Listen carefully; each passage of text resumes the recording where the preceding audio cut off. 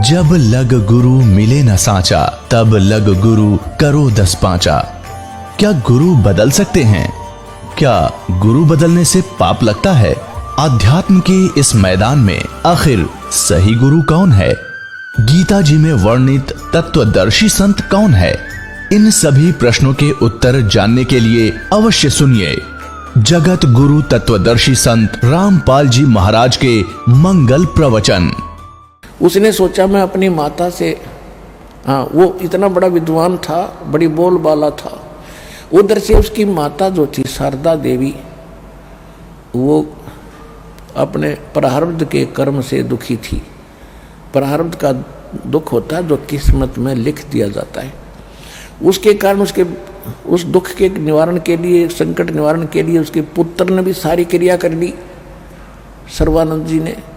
और फिर अन्य किसी ने भी झाड़ फूक के लिए, कई विद्वान ऋषि, मैं ऋषि बताया, वहाँ भी चले गए। गुफाओं में बड़े बड़े तपस्वियों के पास भी गई। सब ने अपनी क्रियाएं उसको बताई, पर ऑल इन वेन, सब व्यर्थ रही। अंतिम सांस गिने थी, अस्थि पंजर शेष था, यानी बहुत कमजोर हो गई थी, सारा दुखी था कर्म के मार से। एक दिन परमात्मा कबीर जी की एक शिष्या जो दुखी थी और वो सुखी हुई थी, किसी कारण से वो उनके शारदा जी के घर गई। कुशल मंगल पूछने से पता चला कि शारदा जी ने बताया कि मैं तो बहुत दिनों से दुखी हूँ, सब जगह झाड़ फूक, सब जंतर मंत्र कर लिए, सब मंत्र जाप कर लिए, सब मंदिरों में, तीर्थों पर, धामों में जाके मैंने सब मन्नतें मांग ली, कोई राहत नहीं हुई। उस बहन ने कहा कि आप हमारे गुरु जी से दीक्षा ले ले, शारदा सुखी हो जाएगी। तो वो कहने लगी, बहन मैंने कोई संत छोड़ा नहीं, यहाँ सबसे मैंने दीक्षा वगैरह लेकर देख ली, सबसे नाम भी ले लिए, उनके द्वारा बताए गए सब क्रियाक्रम भी कर लिए, पर कोई लाभ नहीं होता। उन्होंने सब ने ये बता दिया है कि ये तेरे प्रारब्ध में लिखा है। प्रारब्ध माने तेरी किस्मत में है, ये तो भोगने से ही आपने पूरा करना, भोगना ही पड़ेगा शारदा, तेरी जिंदगी के साथ खत्म होगा, तेरे जीवन के साथ अंत होगा इसका। तो उस बहन ने बताया कि मैं भी ऐसी दुखी थी, मुझे भी ऐसे बता दिया गया था, और हमारे गुरु जी के पास जब से मैं गई हूँ मैं सुखी होगी, कोई दुख रहा नहीं शारदा, तो वहाँ से नाम ले। अब ये पता चलता है कि मैं भी ऐसा दुखी था और मुझे भी यही समस्या थी, और मैं वहाँ से ठीक हो गया तो कुछ आशा जागी। आशा की कोई चिंगारी किरण उसको दिखाई दी, तो बैठ गई, चारपाई पर बैठ गई। कहा, बहन कौन है तेरा गुरुजी, मुझे बताइएगा। कि यहीं आपकी काशी में कबीर नाम है उनका, वो परमात्मा आए हैं शारदा। वो कहाँ रहते हैं बहन, मुझे पूरा पता बता। उस बहन ने बताया कि नीरू जुल्हाए के घर उनका आगमन है, और ऐसे ऐसे वो वहाँ रहते हैं। वो वापस लेट गई नौके। कहने की, बहन नहीं, हम ब्राह्मण और वो एक शूद्र, हमारी तो इज्जत का नाश हो जाएगा, क्या कहेगी दुनिया मुझे। तो उस बहन ने परमात्मा का ज्ञान सुन रखा था। उस बहन ने, परमात्मा की जो दीक्षित बहन थी, उसने कहा कि बहन शारदा, आप तो ब्राह्मणी हो, ब्राह्मण के घर जन्म है, तेरा कितना पवित्र पुण्य है तेरे जो आज तू ब्राह्मण के घर जन्मी है। और तुझे ये भी मालूम होगा कि मृत्यु जन्म भी होता है। आपको ये भी मालूम होगा कि अगला जन्म कहीं भी किसी का हो सकता है। आप आज ब्राह्मण हो, कल आप शूद्र के भी जन्म ले सकती हो। अब वो मान भी रही थी, कहाँ ऐसा हो सकता है, पर अब नहीं बनेगी बात। वो बहन उठकर चली आई कि ठीक है बहन, तेरी समझ में आवे तो देख लिए, बात बनेगी वहीं, और पृथ्वी पर कोई ठिकाना नहीं। अब वो कुछ दिन तक ऐसे ही दुख तो था ही उस पर। एक दिन कोई और एक बहन ने जाकर उसको बताया, उससे भी यही सवाल जवाब हुए। अंत में जब उस बहन ने, परमात्मा की भगत ने परमात्मा का पता बताया, तो वो फिर कहने लगी, नहीं वो धानक और हम ब्राह्मण हैं, नहीं जाऊंगी, मर जाऊंगी पर ये गलती नहीं करूंगी। लोक लाज इतनी बाधा बना रखी है ऐसी आगे एक छड़े गाड़ दिए काल ने कि भगवान तक पहुंचने के लिए कितनी बाधाएं पैदा करती।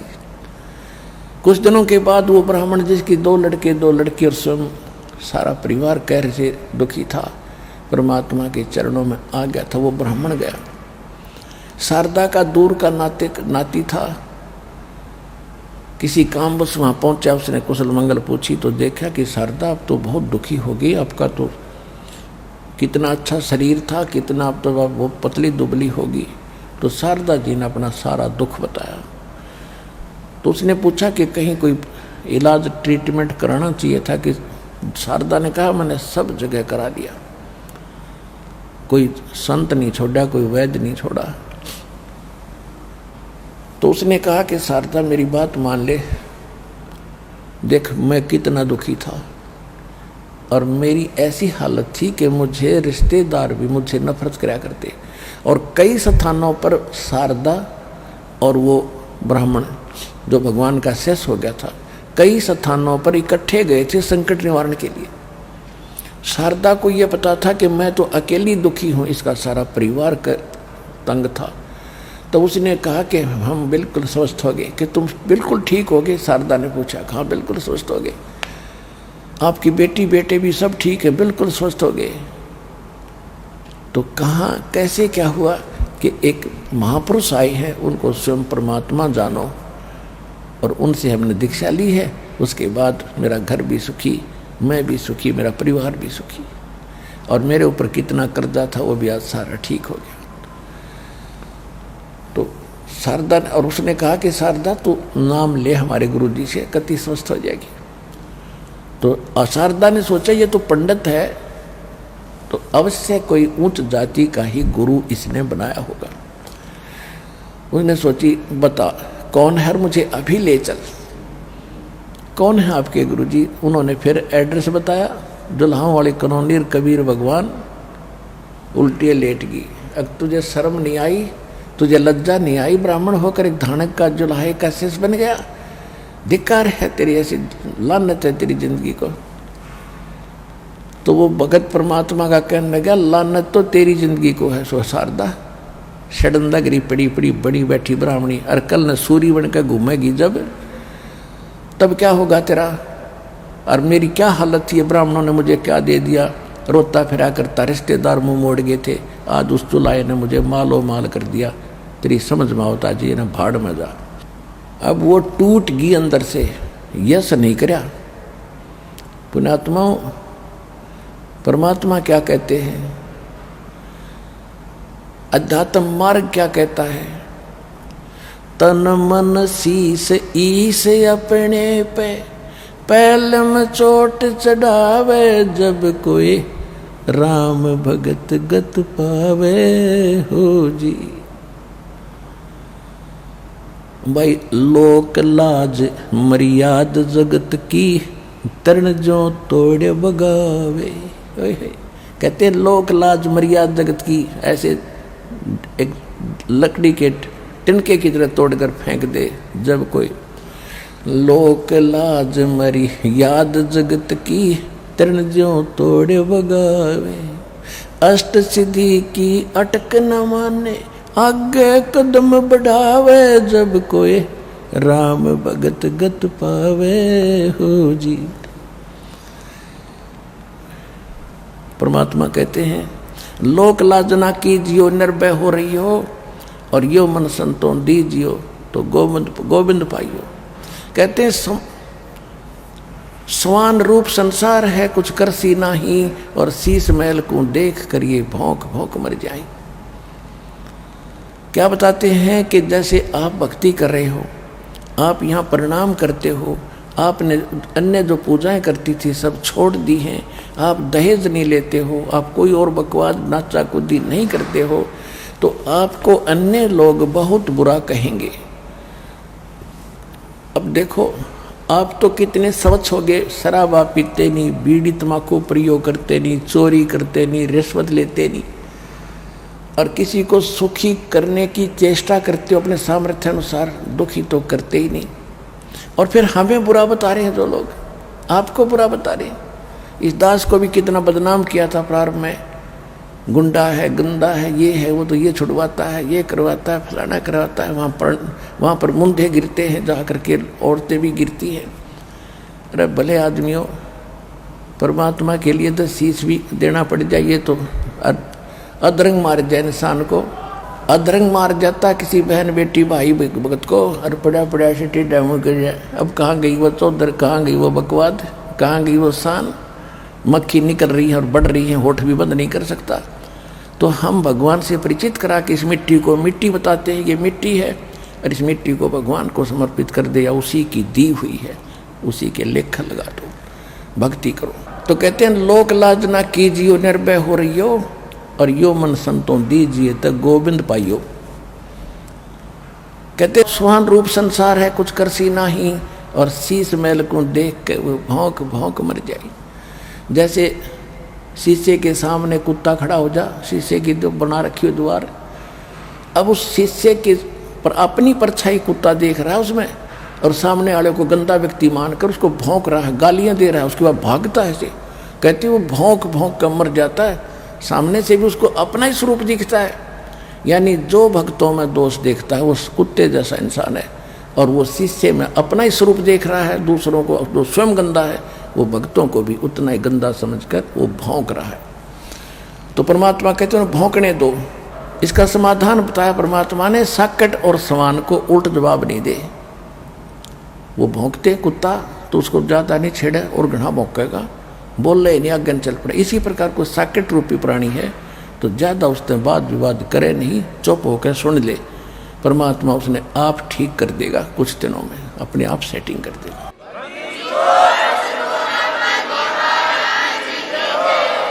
तो इस प्रकार वह फिर लेट गई शारदा। रख देख क्या किया इसने, ये तो कमबख्त आदमी है। चाह की बिना जलपान भी ना पूछा उस नालायक ने उस भगत को, और वो उठ कर चल पड़ा।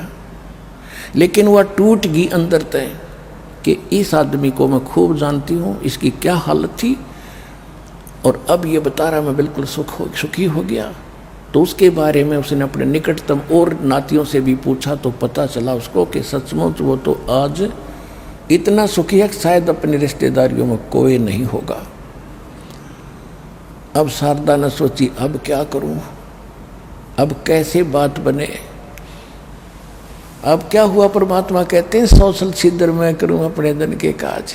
है पुण्यात्मा, इस काल ने तो इतने किले बना दिए, भगवान के बच्चों को रोक रखा, किसी को मजहब का किला बना दिया, किसी के ऊंची नीची जाति बना दी कि भगवान तक ये पहुँच ना जा, अपनी जीवन नाश करके गधे बनकर घूमे यहाँ पर बिरान माटी करवावे।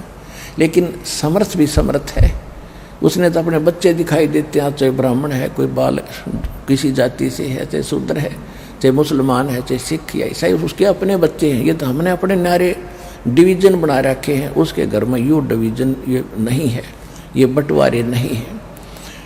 तो इस किले को तोड़ने का मालिक के पास कैसे फार्मूले हैं। ये फार्मूले लाए दाता ने उस पुण्यात्मा तक पहुंचने के लिए कि वो देख कितनी अच्छी आत्मा थी, आज भक्ति गलत करके अपना जीवन नाश कर रही है और भूल गई भगवान को। अब क्या किया दाता ने, उसी कॉलोनी में किसी भगत के यहाँ सत्संग किसी ने प्रार्थना की, उस शारदा वाली कॉलोनी में एक किसी गरीब से घर में सत्संग रख दिया भगत की प्रार्थना पर।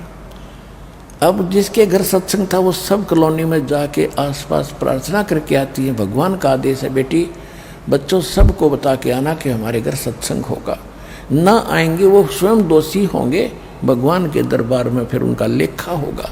वो न्यू ना कहेंगे भगवान हमें किसी ने बताया कोई ना भक्ति करने के लिए। तो ये अगर आपका संदेशा पाकर आपके घर नहीं आएगा तो फिर वहाँ वो कहण जोगा नहीं रहेगा। पर धर्मराज उससे पूछेगा कि देखिए बहन ये भाई आपको प्रार्थना कर रही थी कि हमारे घर सत्संग होगा, आप आइएगा। इस दृष्टिकोण से वो सभी कह कर आए। शारदा को भी कह के आई वो कि शारदा आज हमारे घर सत्संग होंगे, हमारे गुरु जी आएंगे, आप भी आना। शारदा ने पूछा कौन है तुम्हारे गुरु जी? कि वो परमात्मा कबीर जी।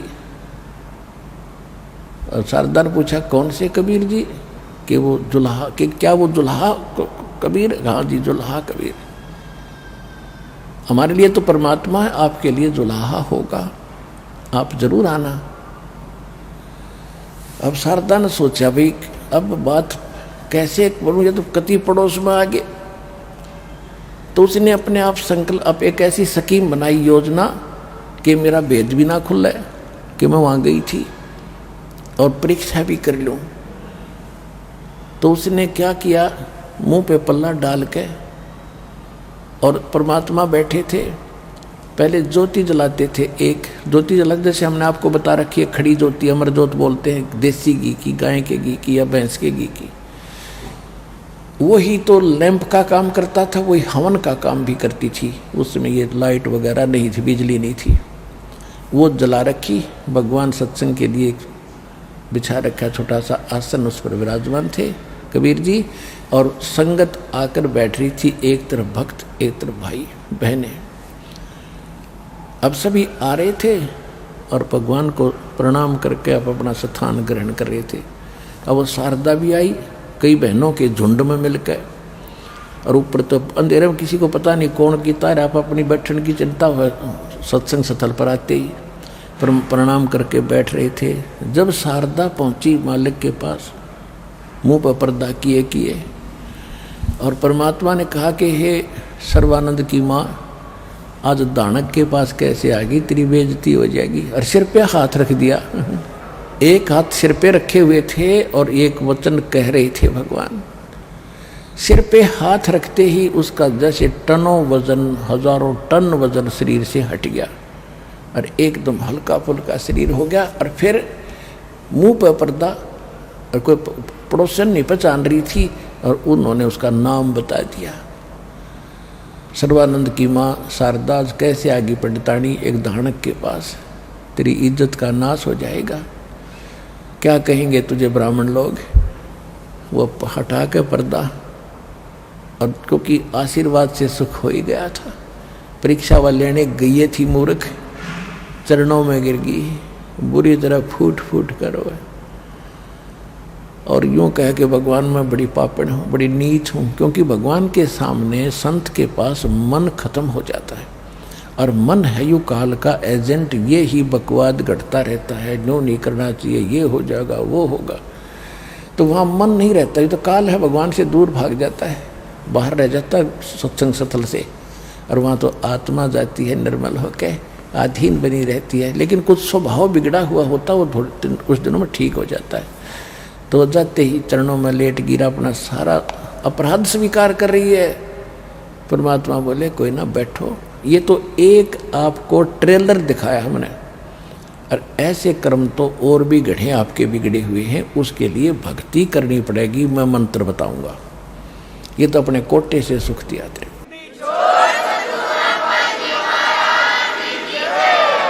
अब और कहाँ ठिकाना था शारदा जी को।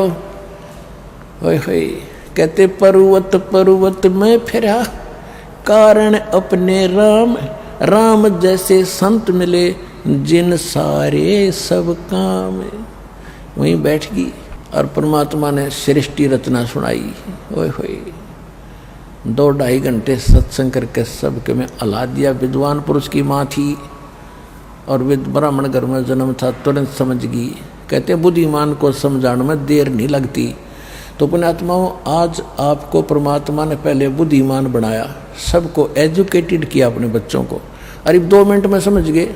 नई से बूढ़े कैर से निकलना हंसी खेल था, ऐसे जकड़े पड़े थे उन अपनी गलत क्रियाओं में, अपनी परंपराओं में। आज परमात्मा ने शीशा दिखा दिया कि ये है वास्तविकता, और सभी उमड़ उमड़ कर आगे। तो विद्वान को समझाना बहुत आसान है, मूर्ख को समझाते ज्ञान गांठ का जा, और कोला होना उजलाते सोमन सा बनला।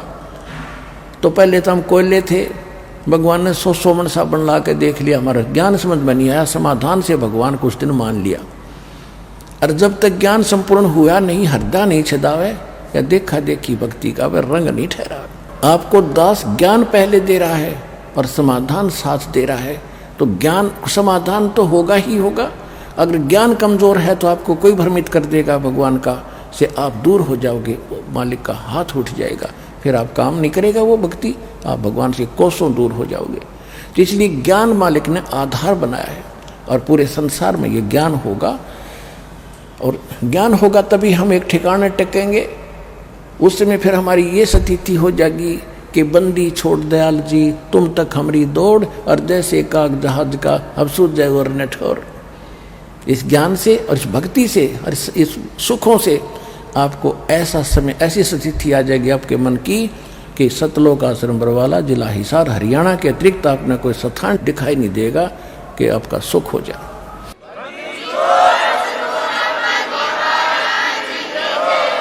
शारदा जी ने ज्ञान सुना, सृष्टि रचना सुनी, ब्राह्मण घर में जन्म था, घर जाके बात बात हम अपने बेटे से भी पूछी, बेटा भी जब तक ठीक बतावा, खा माँ ये ऐसा लिखा है, ऐसा लिखा है। अरे भाई ब्रह्मा विष्णु महेश भी की जन्म मृत्यु बताई है, पढ़िए इसमें। कहा माता लिखा है लेकिन वैसे लिख दिया, तो वैसे लिख दिया। अच्छा भाई वैसे लिख दिया, ठीक है। तुम इससे बता तो विद्वान पाक रहा, और इससे हम वैसे लिख दिया, फिर तेरी विद्वता तू कहाँ से लाया बेटा, है क्यों मूर्ख बना रहा है तू। तो उसने अपने बेटे को समझा, बेटा आप ये विद्वता छोड़ दो और सतभक्ति कर ले। बोला माता जी आपने क्या पता, हमारे पास जो ज्ञान है किसी के पास नहीं है, सुने नहीं।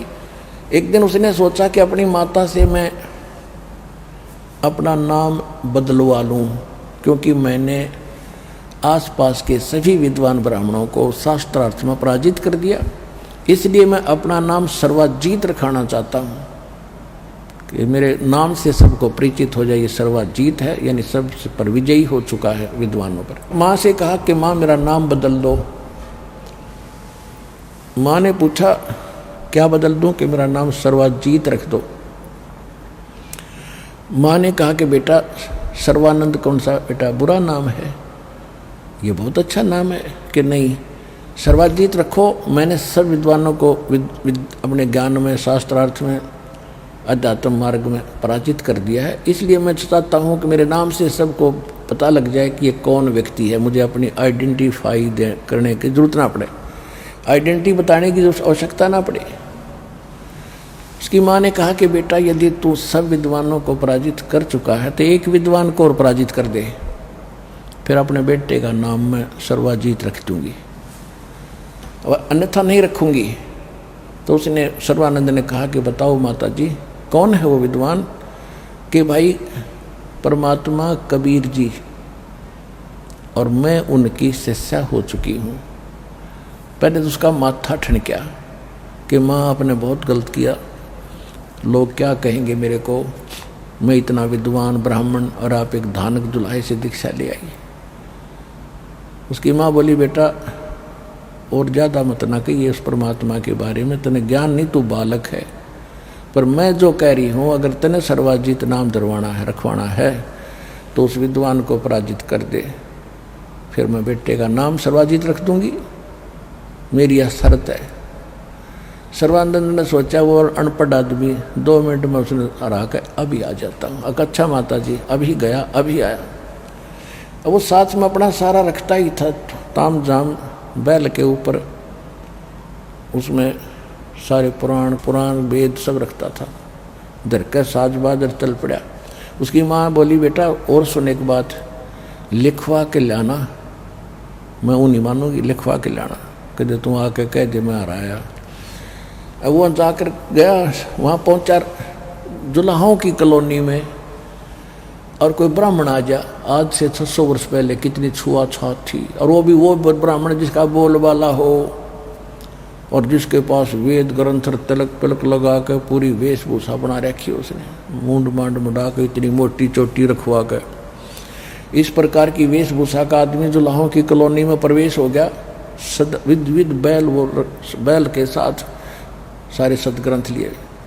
तो सभी देख रहे हैं जैसे गांव में हाथी आ जाता था, हम देखा करते खड़े होकर छतों पर चढ़ चढ़ के हाथी आ गया, हाथी आ गया।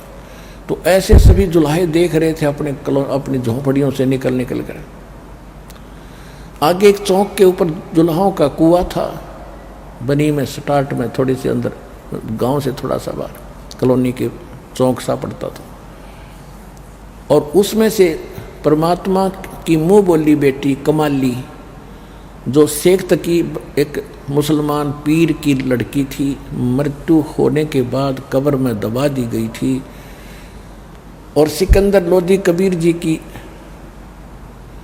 जो है ना महिमा और लीला को देख करके वो उनका शेष हो चुका था, लेकिन शेख तकी उनका धार्मिक गुरु था। किसका? सिकंदर लोधी, दिल्ली के राजा का। लेकिन शेख तकी नहीं मानता था, ईर्ष्या करता था परमात्मा से। उसने एक शर्त रखी थी कि मेरी मृतक लड़की को कबीर जी जीवित कर देंगे तो मैं इनको भगवान रब खुदा मान लूँगा। तो परमात्मा ने कई हजारों के सामने कब्र फड़वा के वह लड़की जीवित कर दी थी जो 12-13 वर्ष की थी, कबीर परमात्मा ने। तो इस चमत्कार को देखकर हजारों की संख्या में परमात्मा के दीक्षित हुए थे, पर शेख तक ही नहीं मान्या था।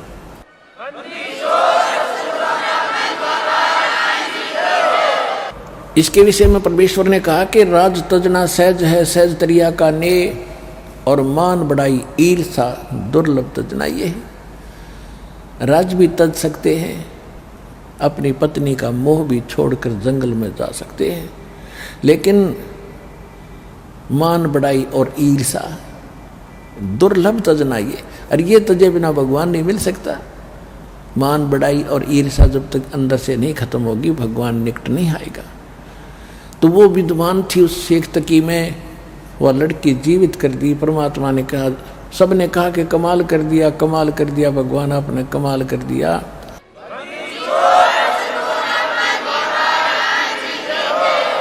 उस लड़की का नाम कमाली रख दिया परमात्मा ने, कमाली। कबीर साहब ने कहा कि जा अपने पिता के साथ। लड़की ने कहा कि नहीं, आज मुझे अपना ओरिजिनल फादर मिल गया, असली पिता मिल गया। ये तो नकली पिता था, मुझे मिट्टी में दबा कर चला गया था, ये मेरा पिता नहीं है। तो परमात्मा ने वह लड़की अपनी बेटी के रूप में अपने पास रखी थी, और घर परमात्मा का ज्ञान सुनकर वह बेटी भी अच्छे ज्ञान से परिचित थी।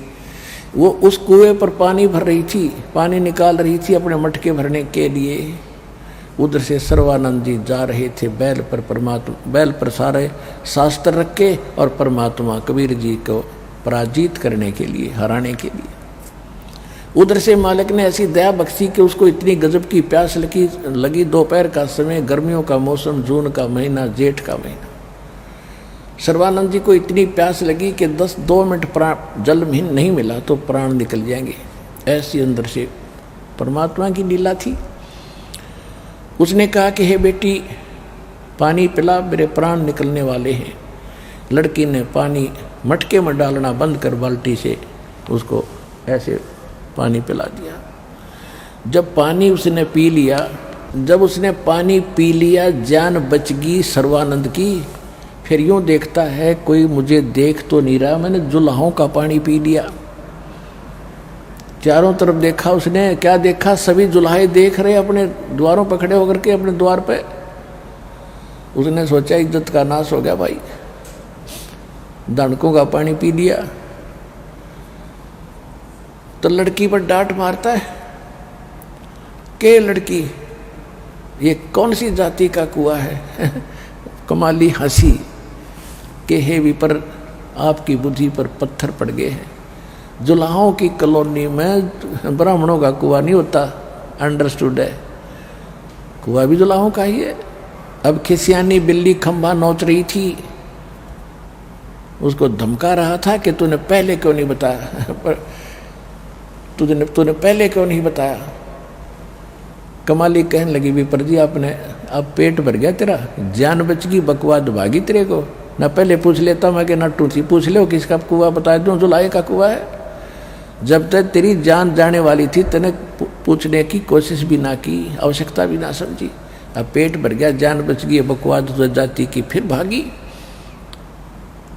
फिर कहती है, ए लड़की घड़ी ना बोला है, ज़्यादा मत बकवास कर, ये बता कबीर का घर कहाँ है। अब लड़की हंसी और कहने लगी, अरे ब्राह्मण, यदि तुझे कबीर के घर का पता चल जाता ये बोझ मरता ना फिरे, तू बैल को उठाए अंडे इतने शास्त्र लिए फिरे।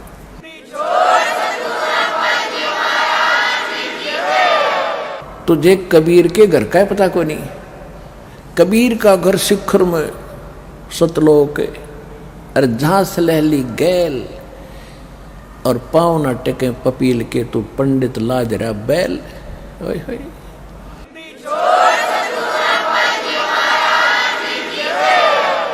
कबीर का घर शिखर में, टॉप मोस्ट प्लेस सतलोक के अंदर है, परमात्मा ऊपर चोटी में।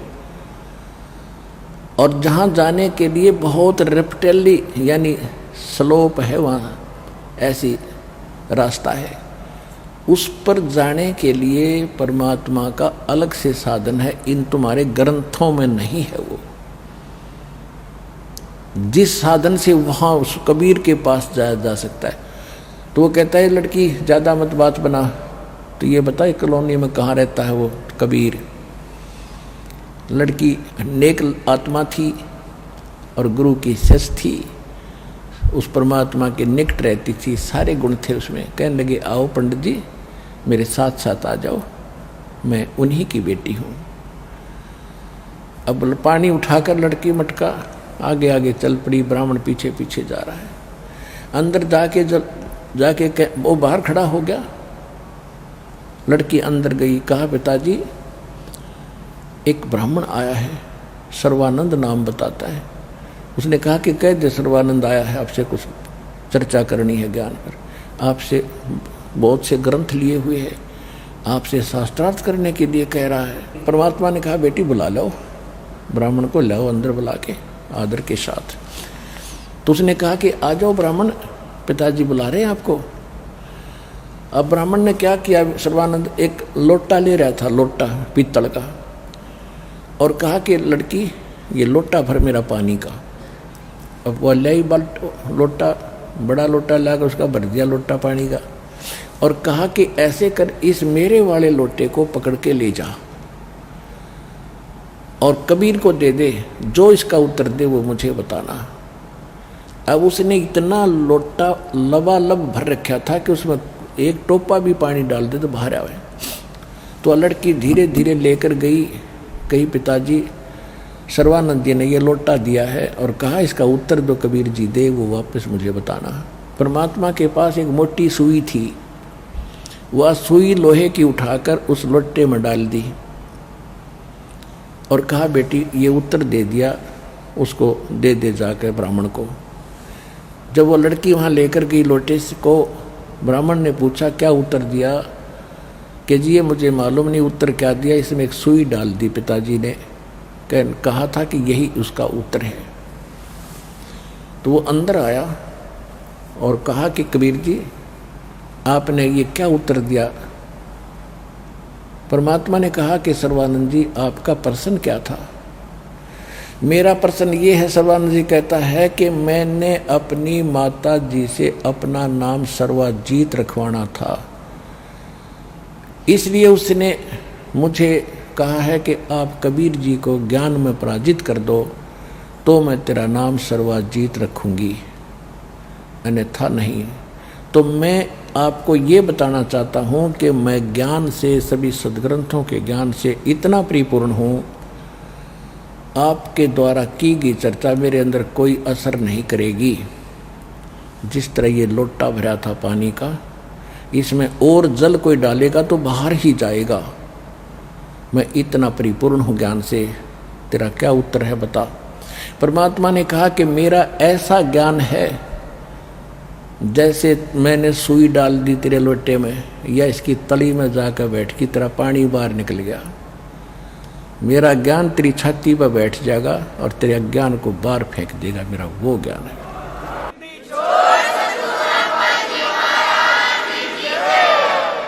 तो कहने लगा अच्छा ऐसा है कहा।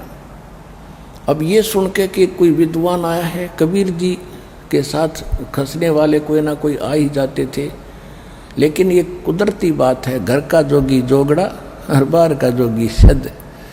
अपने कॉलोनी में रहने वाले परमात्मा को तो उन जुलाहों ने कोई मैं तो नहीं दिया, लेकिन बाहर का आने वाला होता था, यूँ देखते थे कि आज यू कबीर को हराएगा, खुश होने के लिए बैठ जाते थे देखने के लिए। अब जब सर्वानंद जी बैठ गया, अपना ले रहा था सात मंगोछा बिछा के अपना सोच कपड़ा, और श्रोता दुल्हे आसपास बैठ गए सारे देखने खातिर आज क्या बात बनेगी।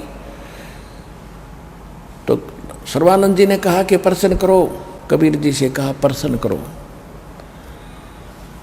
परमात्मा ने कहा कि कौन ब्रह्मा का पिता है, कौन विष्णु की माँ, शंकर का दादा कौन है, सर्वानंद देवता।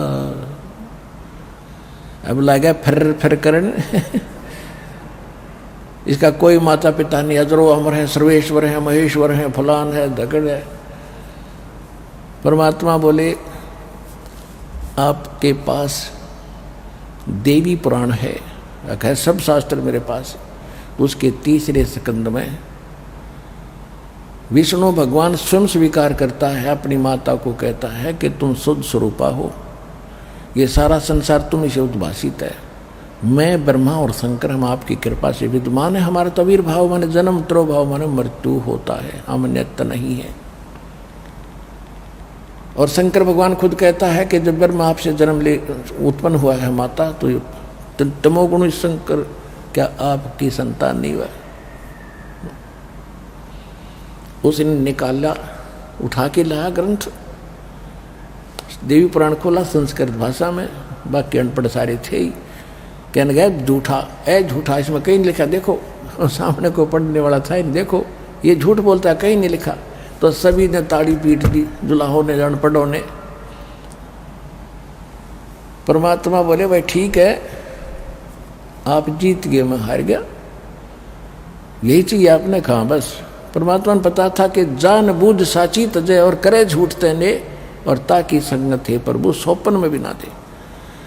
परमात्मा ने सोचा जान दे, दुष्ट ने मानना तो इसने है ही नहीं, कि बोल भाई ठीक है तो आप जीत गए, मैं हार गया। कहने लगा ऐसा नहीं, कच्चा काम नहीं करता मैं, लिखवा के लूँगा। अगर लिख भी आप पहले मत अनपढ़ हूँ, लिखूँगा क्या, ऐसे से। तो उसने लिख लिया।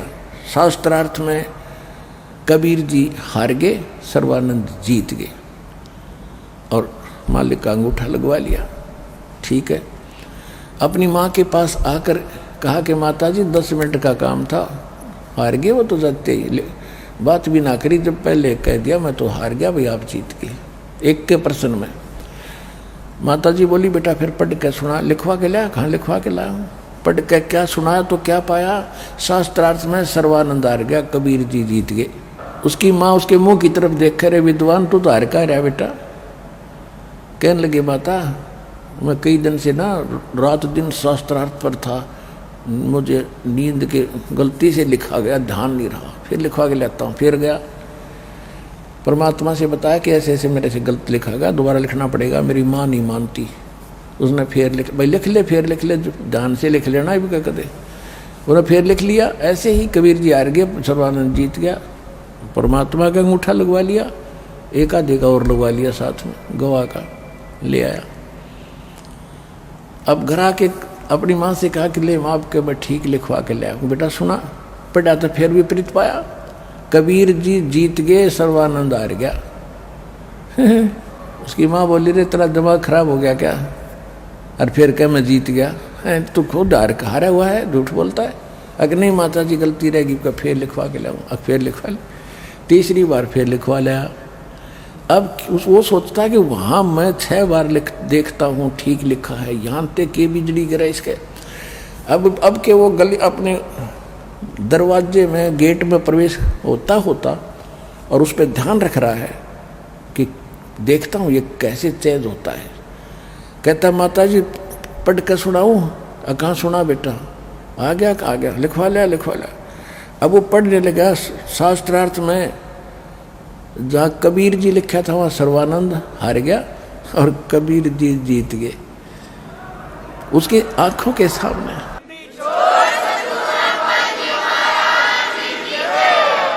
सर्वानंद की आंखों के सामने अक्षर चेंज हो रहे हैं, और फिर ये पढ़कर बैठ गया, कलेजा पकड़ कर वहीं का वहीं। आंखों के सामने अक्षर चेंज हो गए। तो हम ज़्यादा इस बात ने पसंद कर रहे हैं। अब कबीर साहब से धर्मदास जी कह रहे थे कि भगवान ये लोग तो ज़्यादातर चमत्कार को मानते हैं, आप कोई चमत्कार कराया करो। परमात्मा बोले भाई जो चमत्कार करता ना वो संत नहीं, वो तो ढेड आदमी, निकम्मा आदमी होता है। और जिससे चमत्कार ना हो वो भी संत नहीं। बता संत कभी नहीं कहता जा तेरा न्यू कर दूंगा, जो तेरा न्यू हो जाएगा, तेरा नाश कर दूंगा, तेने फलाना दे दूँ। नहीं, संत साधना बताता है, सत साधना कर देता है, और उससे अपने आप चमत्कार होंगे। एक नहीं 100 होंगे। वो करते नहीं, अपने आप होते हैं। संत ने जिसे चमत्कार नहीं हो।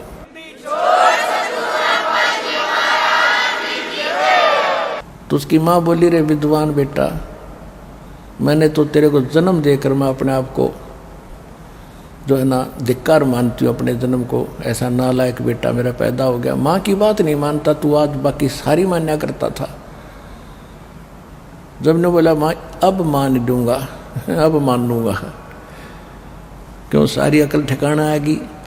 घर में माँ की दुर्गति हो रही थी, वह ठीक हो रही, तब बिना जच्ची इस मूर्ख के मान बढ़ाई के भूखे के कहने लगा अब मान लूंगा। माँ सचमुच भगवान है। उन्होंने एक प्रश्न किया, उन्होंने सदग्रंथ का नाम लिया, मैंने खोल कर देखा, माँ सचमुच यही लिखा है। लेकिन अहंकार वश मैंने झूठ बोली कि ऐसा नहीं लिखा है, ये झूठा है, मेरे से महान गलती होगी। माँ भी कैसे क्या मुंह लेकर जाऊं उनके पास। उसकी माँ बोली बेटा मेरे साथ चल, मैं माँ हूं तो बेटा है, तेरा जीवन मुझे आज दिखाई दे। पहले तो मैं गर्व करती थी मेरा बेटा बड़ा विद्वान हो गया, ब्राह्मण बड़ी कमाई करा करेगा, लेकिन बेटा यह कमाई भाड़ में जाओ, असली कमाई तो राम नाम की है, जो सच्चा नाम और ज्ञान उस संत परमात्मा के पास है। मेरा बेटा वंचित था, मुझे घना दुख था, आज मेरी आत्मा गदगद होगी, चल तेरे नाम दिवा के लाऊंगी। जाकर अपने बेटे को नाम दिला के लाई। सूक्ष्म वेद में लिखा कि सोए मात सराहिए जो पुत्र दे उपदेश, और सकल नार व्यभिचारिणी यूं कहता है शेष। कहते हैं वही माता को सराहिए जो अपने बच्चे को भक्ति पर ला दे। ना तो दुनिया बच्चे पैदा करे पशुओं की तरह, उसका कोई यूज नहीं, क्योंकि माँ का असर बच्चों पर बहुत होता है, क्योंकि ज़्यादा संग माँ का करते हैं।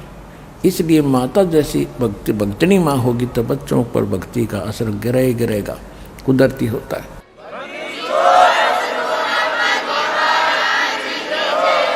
और माता वही सराहिए जो पुत्र दिलावे उपदेश।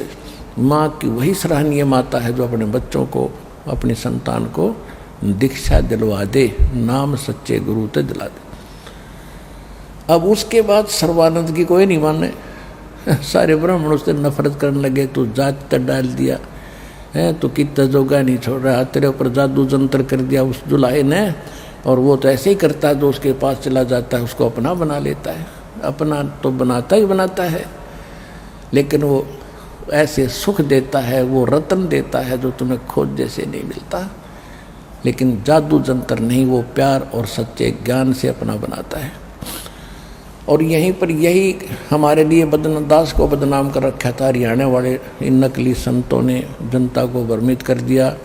वो तो पता नहीं कैसा जल पिलाता है, पता नहीं कैसा अमृत वो प्रसाद खिलाता है, मिश्री खिलाता है, उसी के हो जाते हैं। तो ये तो इनकी आदत है बकवाद करने की, तो वही भगवान के साथ करा करते। अब यहाँ इन आने वालों से पूछे उनको क्या खिलाया है, उनको वो अमृत ज्ञान खिलाया है, ऐसा सुख दिया है, ये सारी 7 जन्म नहीं भूल सकते, तो ये कैसे दूर हो सकते हैं।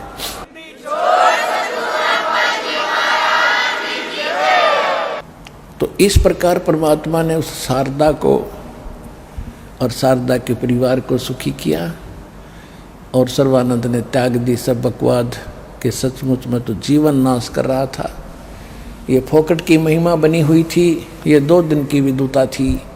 मृत्यु के उपरांत कोई नहीं पूछने वाला, पता नहीं कहाँ जन्म होता।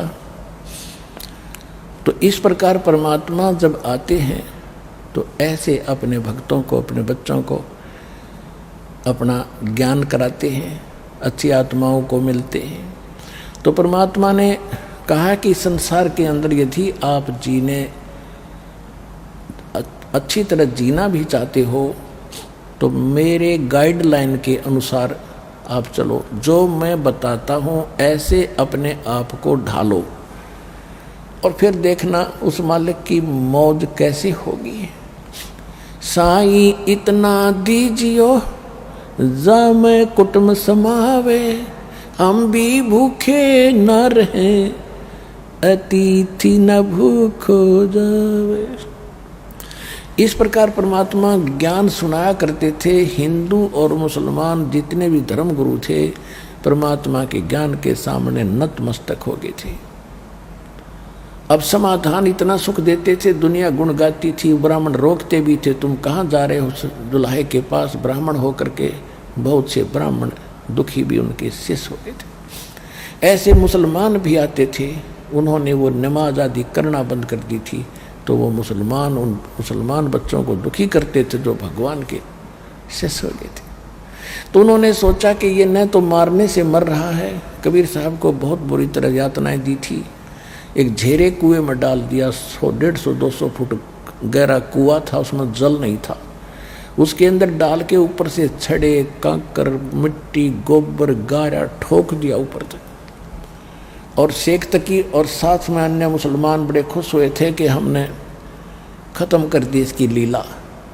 जब वो सिकंदर लोधी के पास पहुँचे ये बताने के लिए, शेख तकी और अन्य जो उनको दबा कर आए थे सैकड़ों की संख्या में, सिकंदर लोधी के पास गए कि आपका भगवान की अहिलीला हमने ख़त्म कर दी है, वो मिट्टी में दबा दिया है, ख़त्म हो गया तेरा अल्लाह। सिकंदर लोधी ने कहा कि आप किसकी बात करते हो? कि तेरे कबीर अल्लाह की, बाणक की, दुल्हे की, कि वो बैठा मेरे कमरे में। उनको बुला कर दिखाया, भगवान वहीं बैठे थे।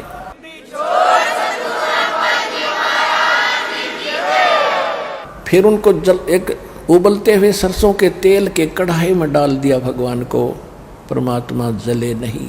सिकंदर लोधी ने टेस्ट करने के लिए, क्योंकि शेख तकी ने सिकंदर लोधी से कहा था कि इसने तेल की तासीर को ठंडा कर दिया, जादू तंत्र जानता है, ये गर्म नहीं रहा इसलिए ना जलता ये। सिकंदर लोधी ने सोचा मैं टेस्ट चेक करता हूँ सचमुच ये गर्म है कि भी नहीं, और तेल उबल रहा है, नीचे लकड़ बाल रखे, इतना बड़ा कढ़ाया। परमात्मा ने कहा राजन, इस पीर के कारण अपना जीवन नाश मत करना, इसमें उंगली ना दे दिए, उंगली नहीं पाओगी, तेरी टोई भी ढूंढे से नहीं मिलेगी, कट जाएगी, इतना गर्म है ये। सिकंदर लोधी का ना जच्ची, कबीर जी ना जलते, मेरी उंगली का के भी जली गिरेगी। जो ही उंगली दी, जितनी उंगली तेल में गई थी उबलते हुए में, उतनी कट के अलग होगी। बेहोश हो गया वो राजा बेहोश हो गया। तो परमात्मा तो कढ़ाई से निकल कर आए और उसको पहले तो उन्होंने वैद्य वूद साथ थे, ट्रीटमेंट करने वाले साथ होते राजा के, उन्होंने होश हास में लाए, ठंडा पानी मार मूर का उंगली पर ठंडा पानी डाला, राजा होश में आ गया। और इतनी पीड़ा थी, फिर बेहोश हो गया, फिर होश में लाए, फिर इतनी पीड़ा, ऐसे नहीं उंगली कट गई, फिर बेहोश हो गया। तब परमात्मा ने उसकी पकड़ के उंगली पूरी कर दी, वह कटी हुई भी ना रही, जली हुई भी ना रही।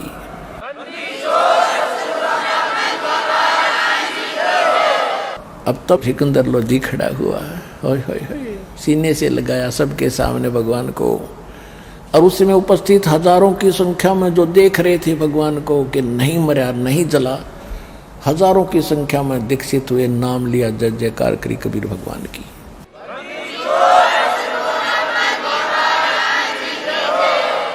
अब इस तरह पंडित और इन काजी मुल्लाओं ने भगवान के साथ वो सभी क्रियाक्रम कर लिए जिससे ना तो वो मरे ना ज्ञान से हारे।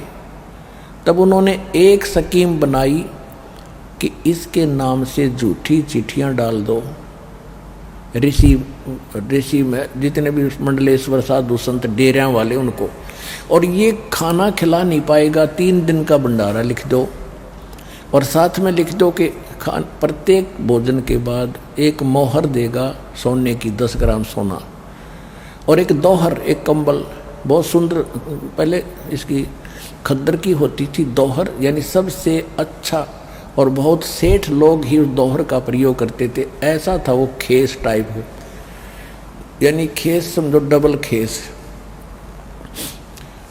और वो बहुत कीमती होते थे। कहा कि एक दोहर देगा, एक मोहर देगा, 3 दिन का भंडारा होगा देसी घी का, देसी होता था पहले तो, और सभी आना सभी ऋषि सभी मंडलेश्वरों के पास साधु संतों के डेरों में वो चिट्ठियां भेज दी। अब ये डेरे वाले बाबा भक्त जो गांव छोड़ घर छोड़कर गए हुए थे वो भी तो भगवान के बच्चे थे। परमात्मा के लिए तो भटक ही रहे थे, पर नकली काम नकली साधना कर रहे थे, उनका दुर्भाग्य था।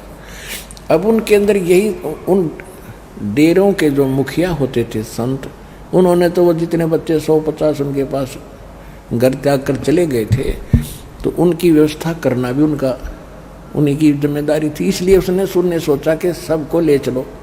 कोई लूले लंगड़े बीमार थे वो भी सारे ठा लिए और पहुंच गए कबीर जी के नाम पर। पूरा एड्रेस दे रखा, कबीर पुत्र नीरू जुलाहों की कॉलोनी के पास, और वहाँ ग्राउंड में आ जाना।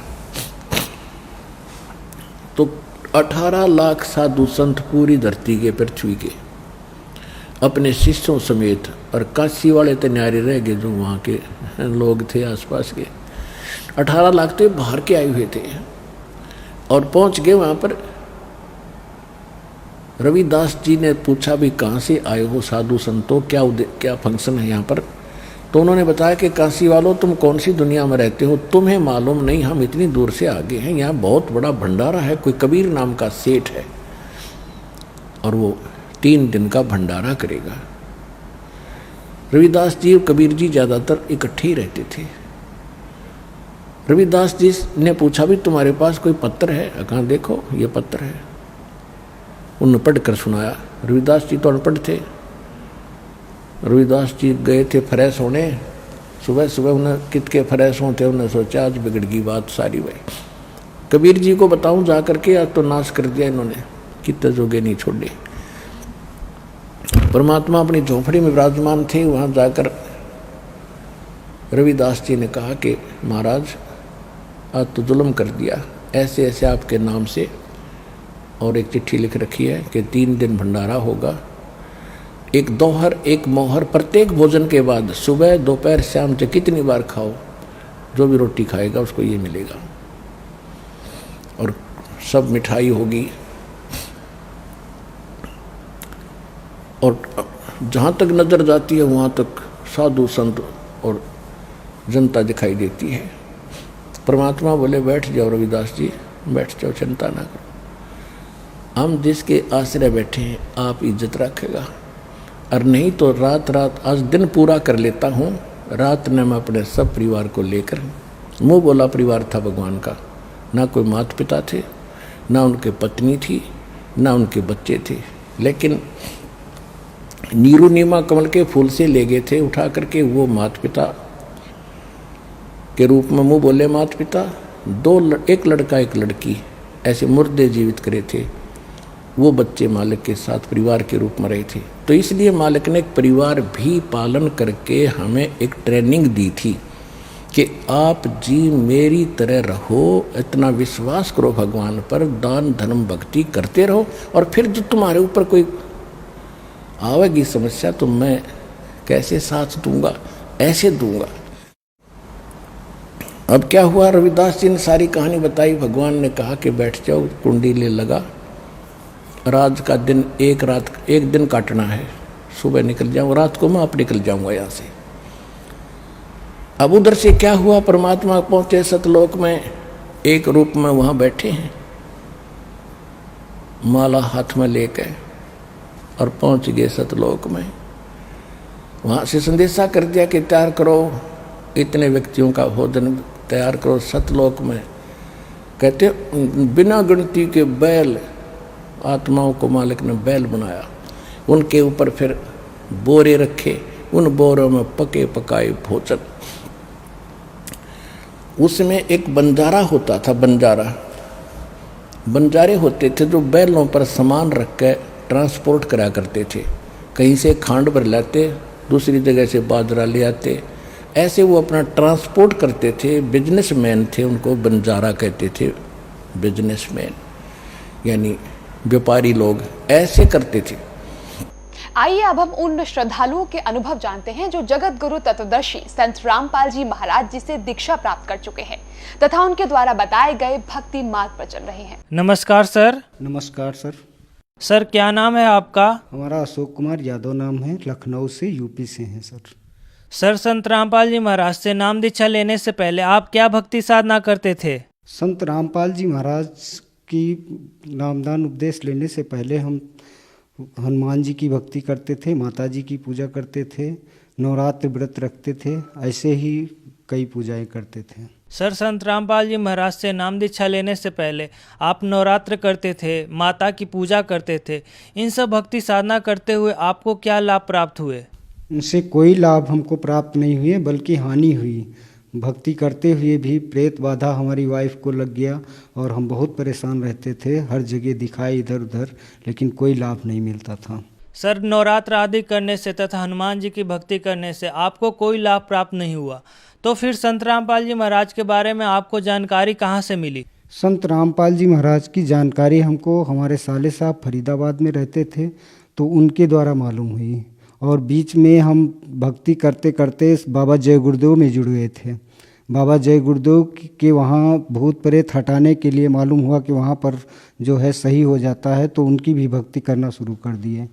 बाबा जय गुरुदेव की हम सन 97 से लेके और 2009 तक पूरी भक्ति किए हैं, लेकिन कोई लाभ नहीं हुआ उससे, हमको कोई भूत प्रेत कुछ भी नहीं हटा। उसके बाद वहीं से ज्ञान गंगा पुस्तक मिली। बाबा जय गुरुदेव में जो है सृष्टि की रचना जो बताते थे, वो सृष्टि की रचना ऐसे ही बता देते थे कि अंधाधुंध ऐसे धुआं हुआ और वैसे पृथ्वी बन गई। तो ज्ञान गंगा जब पुस्तक हमको मिली तो हमको पता चला सृष्टि की रचना कैसे हुई। तो हम उसी सृष्टि रचना को देख करके और संत रामपाल जी महाराज जी से तुरंत नामदान उपदेश ले लिए। सर, आपने संत रामपाल जी महाराज से नाम उपदेश किस दिन लिया? 2009 में। सर, संत रामपाल जी महाराज से नाम दीक्षा लेने के बाद आपको क्या क्या लाभ प्राप्त हुए? संत रामपाल जी महाराज की नाम दीक्षा लेने के बाद सबसे बड़ा लाभ तो यही है कि जन्म और मृत्यु का रोग हमारा छूट जाएगा। इससे बड़ा कोई लाभ है ही नहीं। और सबसे बड़ा लाभ ये है, और उसके बाद जो है भूत प्रेत आत्माएं जो हमारे घर में रहती थीं, वो सब मंत्र जाप करने से और रमेडी और ये संध्या आरती नित्य नियम ये सब चलाने से घर से सभी भाग गई। तो दूसरा लाभ ये हो गया। उसके बाद जो है बीमारी रोग दोग जो डॉक्टरों के पास जाते थे, वो हमारे हर तरह से ठीक हो गए हैं। केवल मेडिकल स्टोर तक जाते हैं, बाकी डॉक्टर के वहाँ जाने की कोई आवश्यकता नहीं होती है। आज के दिन संत रामपाल जी महाराज से यही लाभ हमको हुए हैं। सर, संत रामपाल जी महाराज से नाम दीक्षा लेने के बाद आपके घर में भूत प्रेत बाधा दूर हुई तथा आपके घर में स्वास्थ्य सुख भी हुए, तो जन समुदाय को आप क्या संदेश देना चाहेंगे? जन समुदाय को संदेश तो नहीं, प्रार्थना करना चाहते हैं कि सभी लोग, हमारे भाई बंधु रिश्तेदार नातेदार जितने लोग भी हैं, वो कई चैनल हैं जिन पे सत्संग आता है गुरु जी का, और वो सत्संग देखें और देखने के बाद सत भक्ति समझें और समझने के बाद सत भक्ति करें, संत रामपाल जी महाराज से जुड़ें। सर, संत रामपाल जी महाराज से नाम दीक्षा लेने के लिए भगत समाज को क्या करना होगा? भगत समाज को संत रामपाल जी महाराज के कई चैनलों पर सत्संग आते हैं, उन पे नीचे लाइन चलती है, उस पे नंबर आते हैं, उनसे कांटेक्ट करके सतभक्ति कर सकते हैं। हर जगह नामदान सेंटर खुले हुए हैं और उन पे फ़ोन करेंगे तो आपको पता भी मालूम हो जाएगा कि सेंटर कहाँ कहाँ पे खुले हुए हैं। नामदान केंद्र पर जा कर के संत रामपाल जी महाराज जी से नाम उपदेश ले सकते हैं। और पुस्तक मंगाना चाहेंगे तो वो भी उसी पे मैसेज कर देंगे, फ्री में पुस्तक भी आपके घर पर जीने की राह और ज्ञान गंगा पुस्तक आ जाएगी। धन्यवाद सर। नमस्कार।